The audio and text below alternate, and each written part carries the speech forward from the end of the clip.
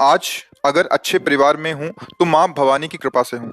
महाराज जी, मेरी माता जी राम नाम लेती हैं और मैं जब से आपको फॉलो कर रही हूँ तब से राधा राधा करती हूँ, पर दिल नहीं मानता माँ भवानी के नाम को छोड़ने का। महाराज जी, मेरा रास्ता आगे का दिखाइए, मैं कैसे करूँ दोनों तीनों मार्गों पे। से आप दो तीन मार्ग क्यों समझ रहे हैं? भगवती अम्बा जो है ना, हमारी श्री जी के अंश से हैं। जितनी भी दिव्य शक्तियां सब लाडली जी के एक अंश से प्रकाशित हैं। प्रेमणासन मधुरोज्ज्वल से हृदय श्रृंगार लीला कला वैचित्री परमावधिर भगवता। जितनी भी भागवतिक शक्ति हैं सब लाडली जी के अंश से हैं। सबके अंशी लाडली जी हैं। तो जगदम्बा कृपा किए तो राधा राधा नाम में प्रीति, राधा राधा नाम जपने का मन हो रहा है। राधा नाम तो ऐसा है कि भगवान श्री हरि भी जपते हैं, हरि रसना राधा राधा रट।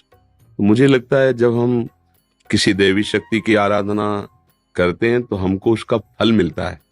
तो हमें तो लगता है कि आपको फल मिल रहा है, जो सत्संग सुनने को मिल रहा है, जो आप राधा नाम में प्रीति कर रहे हैं। इसमें ये संशय नहीं करना चाहिए कि मैं अम्बा जी को छोड़ रही हूँ क्या, या राम जी को छोड़, ऐसा नहीं।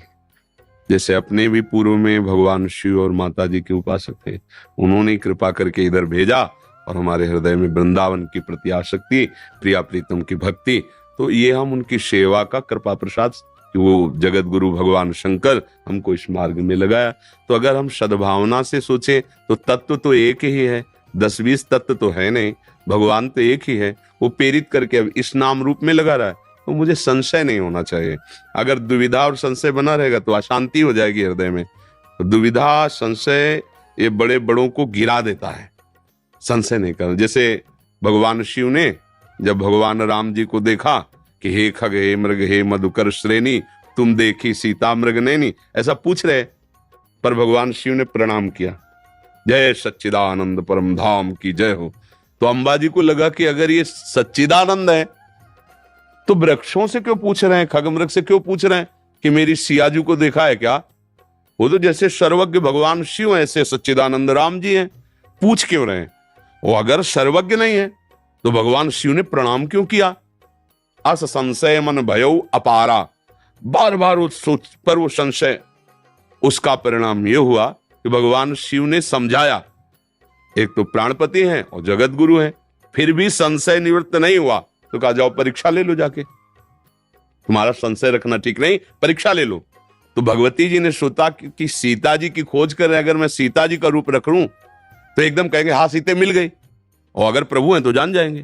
तो सीता रूप रख के ऐसे जीव झाड़ियों से प्रकट हुई। तो भगवान राम ने कहा, चक्रवर्ती सम्राट महाराज दशरथ के पुत्र राम, हे अम्बा तुम्हें प्रणाम कर। वो तो कांप गई एक दृष्टि में सीधे। ये नहीं कहा कि सीता मिल गई, उन्होंने कहा हे अम्बा, और भगवान शिव को छोड़कर आप अकेली इस रूप में, वो कांप गई। अब जब लौट के गई तो भगवान शिव ने कहा परीक्षा लिया, तो डर गई। अब संशय से झूठ प्रकट हो गया, उन्होंने झूठ कह दिया, कछु न परीक्षा लीन गोसाई, मैंने कोई परीक्षा नहीं ली। भगवान ने कहा ऐसा कैसे हो सकता है, मैंने समझाया तुम्हें समझ में नहीं आई, और परीक्षा के लिए तुम गई और कोई परीक्षा ली नहीं।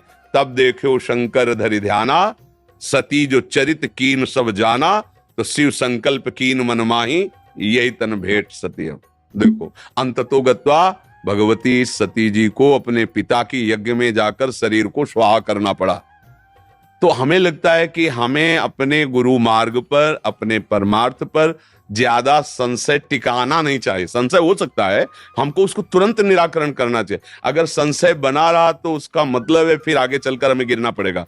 संशयात्मा विनश्यति, फिर वो हमारा कुछ ना कुछ गड़बड़ करेगा। तो अपने को संतवाणी, गुरुवाणी, इसके अनुसार अपने हृदय को जल्दी से जल्दी एक निर्णय पर पहुंचा लेना चाहिए, संशय नहीं रखना चाहिए। तो हमारी राय तो ये है कि जब हम प्रभु की आराधना करते हैं तो हमको जहां चाहते हैं वहां पहुंचा देते हैं। वही गुरु रूप से